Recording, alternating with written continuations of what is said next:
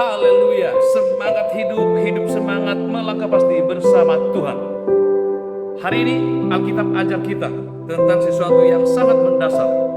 Memang sudah ada di hukum kelima tentang menghormati orang tua. Tapi coba kita lihat dari Ulangan pasal 27 ayat 16. Tuhan katakan begini, terkutuklah orang yang memandang rendah ibu dan bapaknya, dan seluruh bangsa itu haruslah berkata, amin. Kalau di hukum pasal yang kelima, hormatilah ayah dan ibumu. Di sini dimulai dengan terkutuklah orang yang memandang rendah ibu dan bapaknya. Saudara, beberapa hari atau minggu yang lalu ada sebuah berita yang agak sedikit ramai ya. Ada seorang laki-laki menikahi perempuan, tetapi ia tidak menganggap dan tidak menghadirkan ibu yang melahirkannya. Mungkin apakah dianggap mati atau enggak dipedulikan, sehingga itu menjadi viral. Saya mau katakan kepada kita semuanya, seburuk, sejelek, sejahat, sehina, bahkan selaknat apapun orang tua tetaplah orang tua bagi kita. Hari ini saya nggak buat-buat. Alkitab berkata, Ulangan pasal 27, terkutuklah orang yang memandang rendah. Memandang rendah itu bukan berarti melihatinya, memelototinya, bukan.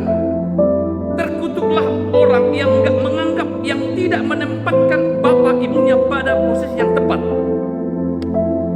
Apa kutuk itu saya juga nggak tahu.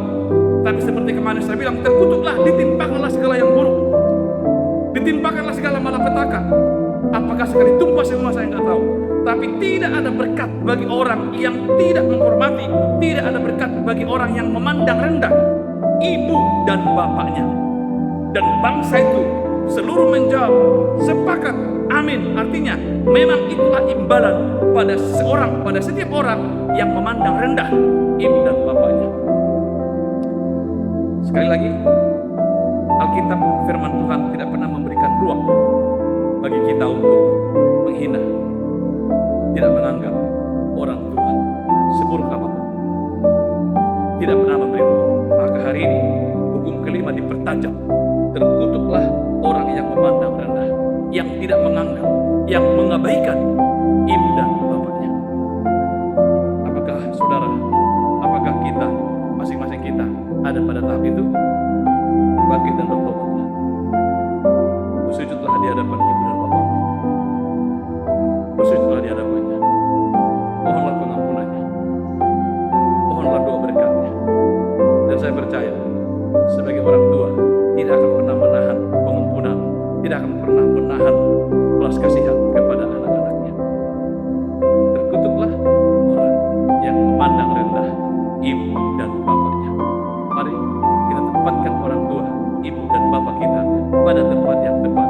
Bukan direndahkan, bukan dilecehkan, atau bukan pribadi yang tidak dianggap, tapi kita menempatkannya di tempat yang terhormat. Terpujilah Tuhan yang mengajari kita menghormati orang tua. Haleluya. Amin.